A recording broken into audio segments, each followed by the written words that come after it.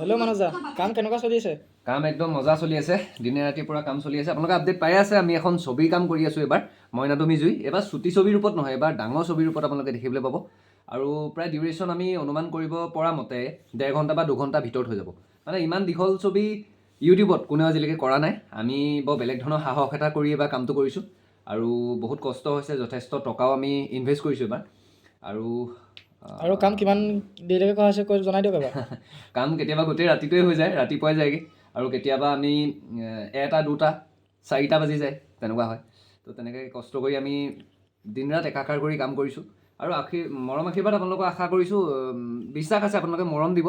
আৰু ছবিখনৰ লগত এটা ইম'শ্যনেল কানেকশ্যন বনিব আপোনালোকৰ।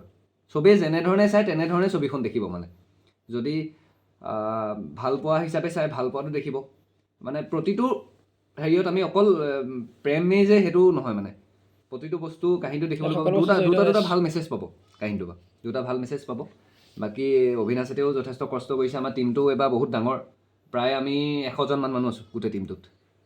ফিল্মখন চালে গম পাব।